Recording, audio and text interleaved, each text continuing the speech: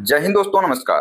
तो हम लोग आज रेलवे ग्रुप डी का जो एग्जाम हुआ था 27 नवंबर को थर्ड शिफ्ट में, उसमें साइंस के जो क्वेश्चंस पूछे गए थे उन सभी क्वेश्चंस को इस क्लास में हम लोग देखने वाले हैं। आप लोग जो है कि क्वेश्चंस को बहुत ही ध्यान से पढ़िएगा और क्लास के लास्ट तक बने रहिएगा, ठीक है। तो आइए क्लास को शुरू करते हैं। पहला क्वेश्चन है कि 1 किलोग्राम द्रव्यमान की वस्तु को पृथ्वी की सतह से h मीटर की ऊंचाई पर रखा गया है और इस वस्तु में निहित स्थितिज ऊर्जा क्या होगी।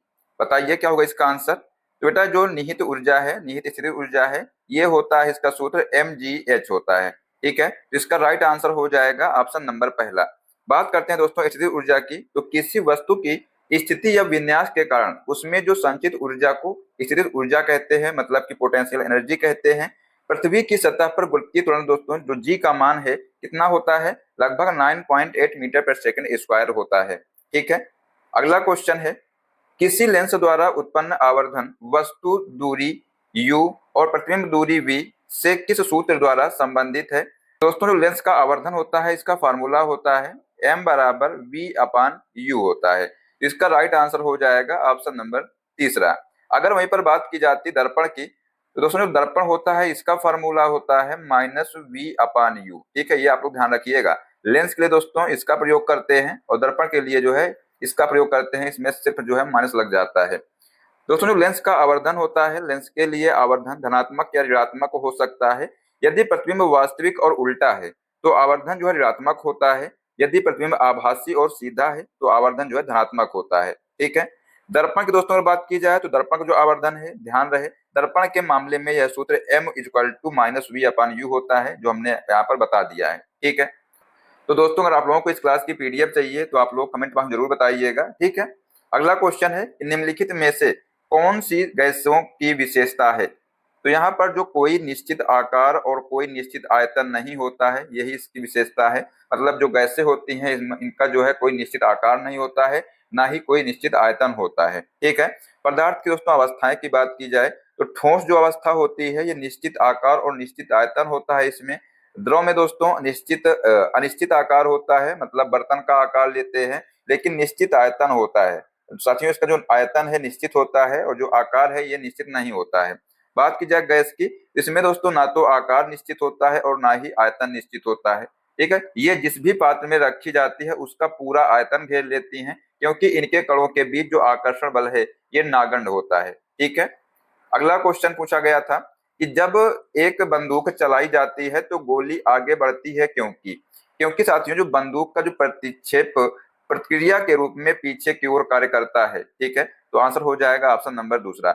न्यूटन का गति का जो तीसरा नियम है इसे क्रिया प्रतिक्रिया का नियम भी कहा जाता है और इसके अनुसार प्रत्येक क्रिया के बराबर और विपरीत दिशा में प्रतिक्रिया होती है, ठीक है। इसके दोस्तों अन्य एग्जाम्पल की बात की जाए तो रॉकेट का उड़ना, कुएं से पानी खींचते समय रस्सी टूट जाने पर पीछे गिरना, या नाव से किनारे पर कूदते समय नाव का पीछे हटना, ये सभी बेटा जो है न्यूटन के गति के तीसरे नियम के आधार पर जो है कार्य करते हैं। मतलब जो क्रिया और प्रतिक्रिया का नियम होता है इस पर जो है ये कार्य करता है, ठीक है। अगला क्वेश्चन है कि HIV संचरण के बारे में निम्नलिखित में से कौन सा कथन सत्य है। तो यहाँ पर दोस्तों HIV यौन कृत्यों के माध्यम से संचारित हो सकता है, तो ये जो है कथन सत्य है। आंसर हो जाएगा ऑप्शन नंबर चौथा। अगर दोस्तों बात की जाए HIV की, तो जो HIV है दोस्तों इसका पूर्ण रूप होता है ह्यूमन इम्यूनो डिफेंसिव वायरस। अगर दोस्तों आपसे पूछ लिया जाए जो एड्स है, एड्स का पूर्ण रूप क्या होता है, एक्वायर्ड इम्यूनो डिफेंसिव सिंड्रोम होता है, ठीक है। यही जो इसका कारण है। संचरण के माध्यम से दोस्तों यह जो है असुरक्षित यौन संबंध, संक्रमित रक्त के आदान प्रदान, दूषित सुइयों के उपयोग और संक्रमित मां से बच्चे में प्रसव या स्तनपान के दौरान फैलता है। यह दोस्तों जो है हवा, मच्छरों या छूने हाथ मिलाने से बिल्कुल नहीं फैलता है, ये आप जरूर ध्यान रखिएगा, ठीक है। अगला क्वेश्चन पूछा गया था कि चूने के पानी में कार्बन डाइऑक्साइड प्रवाहित करने पर डैश अवक्षेपित होता है। क्या अवक्षेपित होता है बेटा, इसमें जो है CaSO3 ये जो है अवक्षेपित होता है। मतलब साथियों क्या होगा, कैल्शियम जो कार्बोनेट है ये अवक्षेपित होता है। आइए देखते हैं, जब चूने के पानी यानी कैल्शियम हाइड्रोक्साइड, इसका सूत्र होता है CaOH का होल ट्वाइस, में जो है कार्बन डाइऑक्साइड यानी CO2 गैस प्रवाहित की जाती है तो कैल्शियम कार्बोनेट का एक अघुलनशील सफेद अवक्षेप बनता है, जिससे पानी दूधिया हो जाता है। ठीक है, इतनी बात आपको यहाँ पर समझ में आ गई होगी। नेक्स्ट क्वेश्चन है कि चंद्रमा पर किसी पिंड का भार पृथ्वी की तुलना में कम होता है, क्योंकि क्योंकि दोस्तों चंद्रमा पर जो गुरुत्वाकर्षण त्वरण कम होता है, ठीक है, इसलिए जो है पृथ्वी की तुलना में कम होता है पिंड का भार चंद्रमा पर। ठीक है, किसी पिंड का जो भार है, भार बराबर दोस्तों क्या होता है, W बराबर mg, गुरुत्वाकर्षण त्वरण पर निर्भर करता है, मतलब g पर निर्भर करता है। चंद्रमा का गुरुत्वाकर्षण जो त्वरण है पृथ्वी के गुरुत्वाकर्षण त्वरण का लगभग 1/6 भाग होता है, जिसके कारण दोस्तों वहां भार भी 1/6 रह जाता है। ठीक है, नेक्स्ट क्वेश्चन है कि विद्युत ऊर्जा शक्ति और समय के बीच संबंध है, बताइए क्या संबंध है। तो यहाँ पर इसका आंसर हो जाएगा ऊर्जा इज इक्वल टू शक्ति इंटू समय। ठीक है, ये इसका आंसर हो जाएगा। तो ऑप्शन नंबर जो तीसरा है इसमें दिया हुआ है। ठीक है, इसको दोस्तों इंग्लिश में अगर बात की जाए तो E is equal to P into t होता है। ठीक है, विद्युत ऊर्जा कार्य करने की कुल दर और समय का गुणनफल होती है। ठीक है, यहाँ पर साथियों जो P है, P क्या है, शक्ति है, और T है, T समय है। विद्युत ऊर्जा का व्यवसायिक मात्रा क्या होता है, किलोवाट घंटा होता है, जिसे आमतौर पर यूनिट कहा जाता है। क्या कहते हैं, यूनिट कहते हैं। अगर आपसे पूछ लिया जाए कि 1 किलोवाट घंटा बराबर कितने जूल होता है, बताइए बेटा 3.6 इंटू 10⁻6 जूल होता है। ठीक है, 1 किलोवाट घंटा बराबर। नेक्स्ट क्वेश्चन है, निम्नलिखित में से किसकी अम्लीयता सबसे अधिक होती है। बेटा ऑप्शन है सिरका, दूध, नींबू का रस या पानी। तो यहाँ पर जो नींबू का रस है इसकी जो अम्लीयता है सबसे अधिक होती है। पीएच स्केल पर मान जितना कम होता है अम्लीयता उतनी ही अधिक होती है। जो पीएच स्केल होती है तो यहाँ पर कुछ इस प्रकार के अंक दिए होते हैं, बीच में 7 होता है और साथियों लास्ट में होता है 14। ठीक है, जैसे जैसे हम 7 से नीचे की ओर आएंगे, मतलब 0 की तरफ आएंगे, वैसे वैसे जो अम्लीयता है वो बढ़ती जाएगी। 7 से आगे की ओर जाएंगे जो साथियों जो क्षारीयता है वो बढ़ती जाएगी। ठीक है, पीएच स्केल पर साथियों जो 7 है, 7 जो है जिसका पीएच मान 7 होता है वो उदासीन होता है। जैसे शुद्ध पानी जो है, शुद्ध पानी कैसा होता है, शुद्ध उदासीन होता है, क्योंकि शुद्ध पानी का जो पीएच मान होता है वो 7 होता है। आइए यहाँ पर कुछ दिए हुए हैं, इनको भी आप लोग देखिएगा। नींबू के रस का दोस्तों पीएच मान है लगभग 2.2 से 2.4 होता है। ये भी एग्जाम में खूब पूछा गया है, इसको आप लोग याद कर लीजिएगा। साइट्रिक अम्ल के कारण साथियों जो है इसका पीएच मान इतना होता है। सिरके की दोस्तों बात की जाए पीएच मान की तो लगभग 2.5 से 3 होता है। ठीक है, ये साथियों एस्टिक अम्ल इसको कहते हैं। दूध का साथियों जो पीएच मान होता है लगभग 6.5 से 6.7 होता है। ये साथियों जो है हल्का अम्लीय होता है। और जो शुद्ध पानी है उदासीन होता है और इसका जो पीएच मान है ये 7 होता है। ठीक है, नेक्स्ट क्वेश्चन है, एक आवेश Q 5 कूलाम को 2 बिंदुओं के बीच ले जाने में कितना कार्य किया जाता है, जिनके बीच जो विभवांतर है 15 वोल्ट है। ये आपसे यहाँ पर पूछा गया है। बेटा जो वर्क है मतलब W बराबर होता है V इंटू क्यू होता है। ठीक है, V बेटा क्या दिया हुआ है, वोल्ट दिया है, कितना दिया है, 15 वोल्ट दिया है। ठीक है, Q कितना दिया है बेटा यहाँ पर, तो साथियों जो आवेश है, आवेश दिया है 5 कूलाम, तो कितना हो जाएगा 15 पना 75 जूल जो है इसका राइट आंसर हो जाएगा ऑप्शन नंबर तीसरा। ठीक है, अगला क्वेश्चन है कि निम्नलिखित में से किस कोशिकांग में एटीपी उत्पन्न करने वाली रासायनिक प्रतिक्रियाओं के लिए पर्याप्त सतह क्षेत्र होता है, बताइए। लाइसोसोम, रिक्तिकाएं, माइट्रोकैंड्रिया या कोशिका भित्ति। तो राइट आंसर हो जाएगा माइट्रोकैंड्रिया। माइट्रोकैंड्रिया की जो आंतरिक झिल्ली होती है अत्यधिक वलयित होती है। कैसी होती है, अत्यधिक वलयित होती है, मतलब फोल्डेड होती है। इसे क्रिस्टी कहते हैं बेटा, क्या कहते हैं इसको, क्रिस्टी कहते हैं। और यह बनावट एटीपी उत्पादन कोशिकीय शोषण करने वाले एंजाइमों के लिए सतह क्षेत्र को काफी बढ़ा देती है और इसी कारण इसे कोशिका का पावर हाउस कहा जाता है। ध्यान रखिएगा बेटा, जो कोशिका का पावर हाउस है किसे कहते हैं, माइट्रोकैंड्रिया को कहते हैं। ठीक है, अगला क्वेश्चन है कि निम्नलिखित में से किसमें विसरण मतलब डिफ्यूजन सबसे तेज होगा। ठोस में ठोस, गैस में गैस, ठोस में तरल या तरल में गैस। तो जो डिफ्यूजन है ये सबसे तेज होगा किसमें, गैस में गैस। ठीक है, साथियों जो विसरण है मतलब जो डिफ्यूजन है कणों की उच्च सांद्रता से निम्न सांद्रता की ओर स्वतः गति करते हैं। ठीक है, मतलब जो कण होते हैं जब ये उच्च सांद्रता से निम्न सांद्रता की ओर गति करते हैं इसी को जो है विसरण कहते हैं। गैस के कणों की जो गतिज ऊर्जा है, मतलब जो काइनेटिक एनर्जी है, सबसे अधिक, और उनके बीच जो अंतरा आणविक बल सबसे कमजोर होता है। इसलिए गैसों में जो विसरण है सबसे तीव्र गति से होता है। ठीक है, इतनी बात आपको समझ में आ गई होगी। अगला क्वेश्चन है कि एकल फसल खेती की तुलना में अंतर फसल कैसे फायदेमंद है? बताइए क्या होगा इसका आंसर। ऑप्शन है कि सिंचाई की आवश्यकताएं बढ़ाता है, श्रम लागत कम करता है, कम भूमि की आवश्यकता होती है, पोषक तत्वों का कुशलतापूर्वक उपयोग करता है और बीमारियों के प्रसार को रोकता है। यही इसका राइट आंसर हो जाएगा, ऑप्शन नंबर चौथा। अंतर फसल, इसमें जो है एक ही खेत में एक निश्चित पैटर्न पर एक साथ दो या दो से अधिक फसलें उगाई जाती हैं, इसी को जो है अंतर फसल कहते हैं। यह अलग अलग गहराई से पोषक तत्वों का अवशोषण सुनिश्चित करती हैं और किसी एक विशिष्ट कीट या बीमारी को पूरी फसल नष्ट करने से रोकती हैं। ठीक है, अगला क्वेश्चन पूछा गया था कि निम्नलिखित में से किस विधि में जंग से बचाने के लिए स्टील और लोहे को जस्ता जिंक की परत से लेपित किया जाता है? तो बेटा इसको जो है गैल्वेनीकरण कहते हैं। ठीक है, आंसर हो जाएगा ऑप्शन नंबर चौथा। साथियों, इसको हिंदी में बोलते हैं ये शब्द लेपन। ठीक है, गैल्वेनीकरण लोहे या स्टील को जंग से सुरक्षित रखने के लिए उस पर पिघले हुए जस्ते मतलब कि जिंक की एक पतली परत चढ़ाई जाती है। जस्ता लोहे की तुलना में अधिक क्रियाशील होने के कारण स्वयं का क्षरण करके लोहे की रक्षा करता है। ठीक है, नेक्स्ट क्वेश्चन है, जब हम किसी मेज पर हल्के से मारते हैं तो उत्पन्न ध्वनि धीमी होती है, क्योंकि क्योंकि दोस्तों कंपन का जो आयाम छोटा होता है, इसलिए जो उत्पन्न ध्वनि है ये धीमी होती है। राइट आंसर हो जाएगा ऑप्शन नंबर तीसरा। ध्वनि की प्रबलता या धीमापन मुख्य रूप से कंपन के आयामी क्षेत्र पर निर्भर करती है। मेज पर धीरे से मारने पर कम ऊर्जा स्थानांतरित होती है, जिससे कंपन का आयाम छोटा होता है और धीमी ध्वनि सुनाई देती है। इसके विपरीत आवृत्ति ध्वनि के तारत्व यानी तीखापन को तय करती है। ये भी आप लोग ध्यान रखिएगा, अगर आपसे पूछ लिया जाए जो आवृत्ति है ये ध्वनि में जो है क्या प्रभाव डालती है, ये जो है ध्वनि के तारत्व को तय करती है। ठीक है, अगला क्वेश्चन है कि आमतौर पर निम्नलिखित में से किस पोषण स्तर में जीवों की संख्या सबसे कम होती है? बताइए। ऑप्शन है प्राथमिक उपभोक्ता, द्वितीयक उपभोक्ता, तृतीयक उपभोक्ता या उत्पादक। राइट आंसर हो जाएगा तृतीयक उपभोक्ता।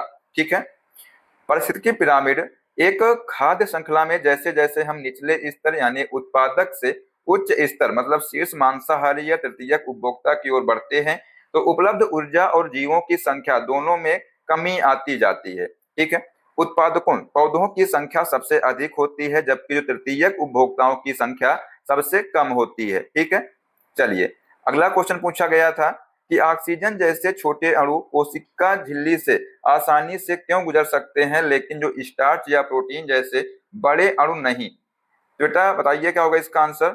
ऑप्शन है कि कोशिका झिल्ली पूरी तरह से ठोस होती है, छोटे अणुओं में धकेलने के लिए विशेष ऊर्जा होती है, कोशिका झिल्ली चयनात्मक पदार्थों के लिए परागम्य होती है। बेटा यही इसका राइट आंसर हो जाएगा, ऑप्शन नंबर तीसरा। ठीक है, चयनात्मक परागम्य झिल्ली कोशिका झिल्ली केवल एक मतलब कुछ चुनिंदा छोटे अणुओं जैसे कि ऑक्सीजन, कार्बन डाइऑक्साइड और पानी को बिना किसी रुकावट या विसरण द्वारा आने जाने देती है, जबकि जो बड़े जटिल अणुओं जैसे स्टार्च या प्रोटीन को सीधे पार नहीं होने देती है। ठीक है, अगला क्वेश्चन है माइटोकॉन्ड्रिया विशेष क्यों है? क्योंकि उनके पास अपना डीएनए और राइबोसोम होता है। इस आधार पर वे क्या कर सकते हैं? बताइए। तो बेटा ये जो है इस आधार पर अपने कुछ प्रोटीन बनाना मतलब कुछ प्रोटीन बना सकते हैं। तो आंसर हो जाएगा ऑप्शन नंबर चौथा।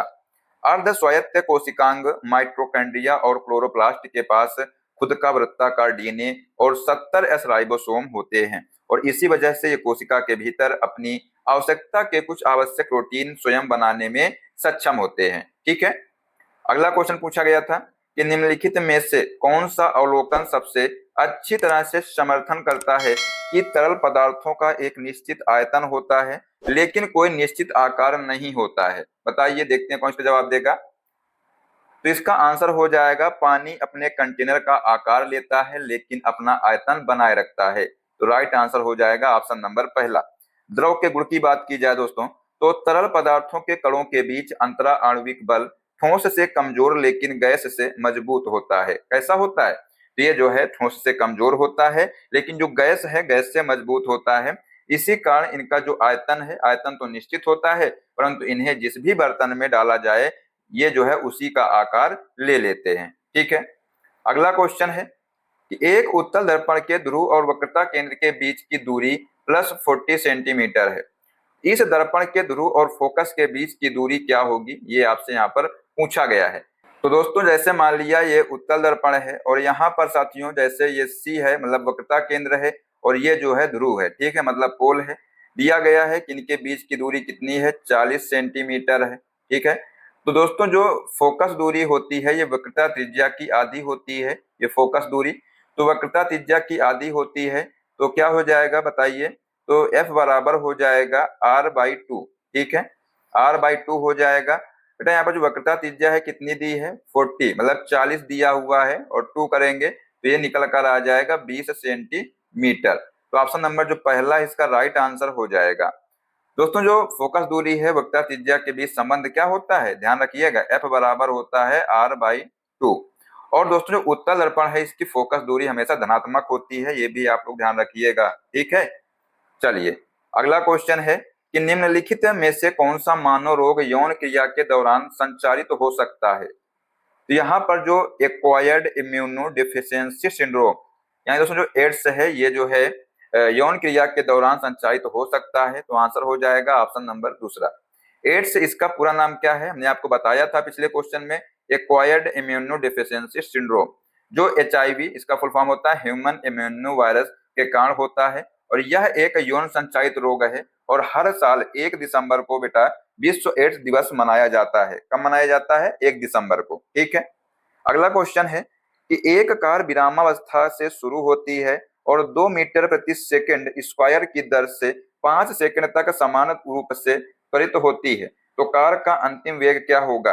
तो यहाँ पर बेटा दिया हुआ है ए मतलब त्वरण दिया हुआ है 2 मीटर प्रति सेकंड स्क्वायर दिया है, टी का मान दिया है 5 सेकंड। ठीक है, और जो यहाँ पर यू है, यू का मान 0 दिया है क्योंकि कार जो है विरामावस्था से शुरू होती है। वी का मान आपसे पूछा गया है अंतिम वेग। ठीक है बेटा, गति के पहले समीकरण से इसका हम मान निकाल सकते हैं। तो v बराबर होता है u प्लस AT, u हो जाएगा 0, a का मान दिया है 2 मीटर प्रति सेकंड स्क्वायर, t का मान दिया है 5 सेकंड, मतलब दोस्तों यहाँ पर आ जाएगा 10 मीटर प्रति सेकंड। ठीक है, तो राइट आंसर हो जाएगा यहाँ पर ऑप्शन नंबर दूसरा। नेक्स्ट क्वेश्चन है, निम्नलिखित कार्बनिक यौगिकों में से कौन सा संतृप्त है, बताइए। तो यहाँ पर जो ब्रोमो प्रोपेन है ये संतृप्त है, तो राइट आंसर हो जाएगा ऑप्शन नंबर पहला।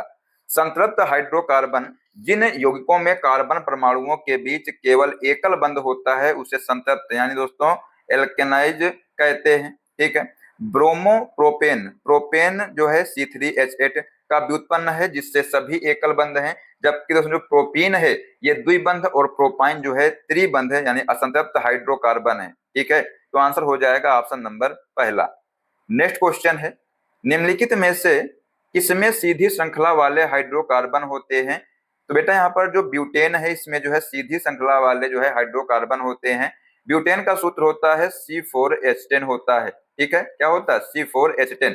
सीधी श्रृंखला मतलब साथियों जो ब्यूटेन है इसमें चारों कार्बन परमाणु बिना किसी शाखा के एक सीधी कतार में जुड़े होते हैं, जैसे कि आप लोग यहाँ पर देख रहे हैं। ठीक है, जबकि दोस्तों मिथाइल पेंटेन है, मिथाइल प्रोपेन है और जो आइसोब्यूटेन है ये शाखित हाइड्रोकार्बन के उदाहरण है।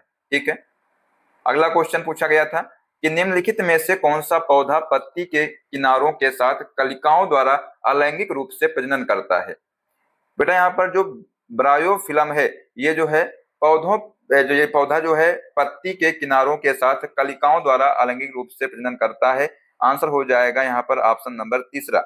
ब्रायोफिलम दोस्तों इसको अजूबा कहते हैं और इस पौधे की जो पत्तियों के किनारों यानी खांचों पर अपस्थानिक कलिकाएं विकसित होती हैं। जब ये पत्तियां गीली मिट्टी पर गिरती हैं तो प्रत्येक कलिका से एक नया स्वतंत्र पौधा उग जाता है जिसे कायिक प्रवर्धन कहते हैं। क्या कहते हैं, इसी को जो है बेटा कायिक प्रवर्धन कहा जाता है। ठीक है, तो यहाँ पर साथियों हमने जो है 27 नवंबर के थर्ड शिफ्ट में जो क्वेश्चन पूछे गए थे साइंस के 25 क्वेश्चन हमने आपको करा दिए हैं। इनको आप लोग अच्छे से देख लीजिएगा।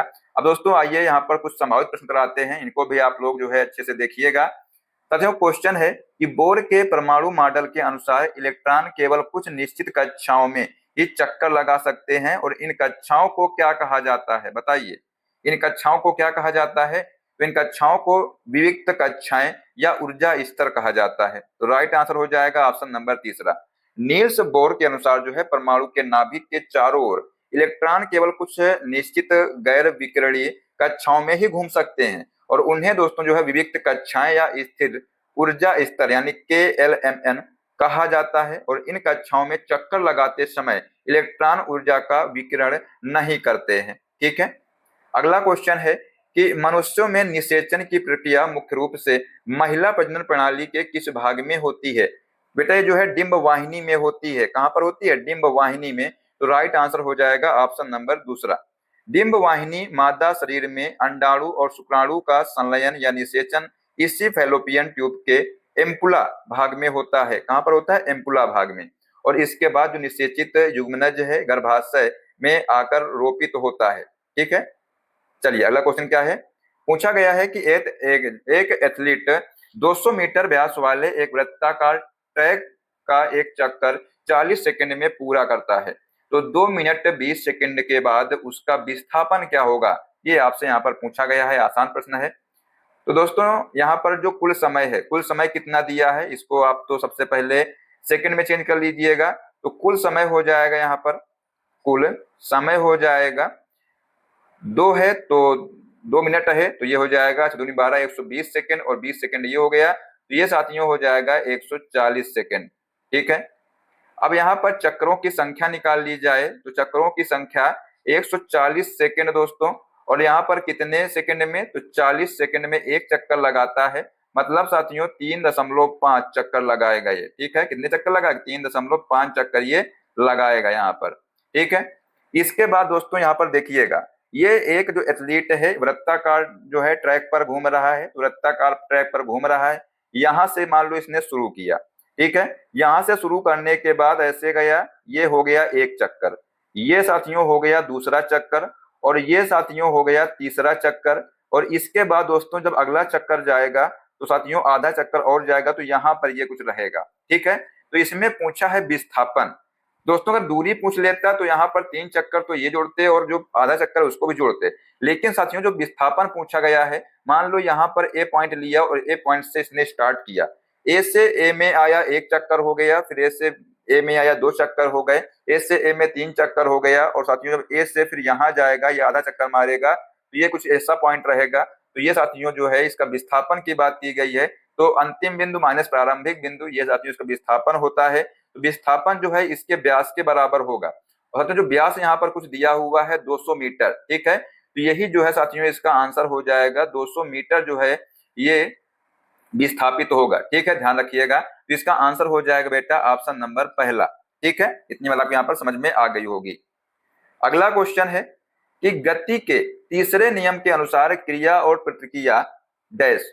बेटा ये जो है हमेशा विभिन्न वस्तुओं पर विपरीत दिशाओं में कार्य करते हैं। ठीक है, तो आंसर हो जाएगा ऑप्शन नंबर दूसरा। न्यूटन का गति का तृतीय नियम, इसको जो है क्रिया प्रतिक्रिया का नियम कहते हैं। प्रत्येक क्रिया के समान एवं विपरीत प्रतिक्रिया होती है। महत्वपूर्ण बात यह है कि क्रिया और प्रतिक्रिया बल हमेशा 2 अलग अलग वस्तुओं पर एक ही समय में कार्य करते हैं, इसलिए वे एक दूसरे को निरस्त नहीं करते हैं। ठीक है, अगला क्वेश्चन पूछा गया था कि यदि किसी वस्तु का द्रव्यमान पृथ्वी पर 60 किलोग्राम है तो चंद्रमा की सतह पर उसका द्रव्यमान कितना होगा?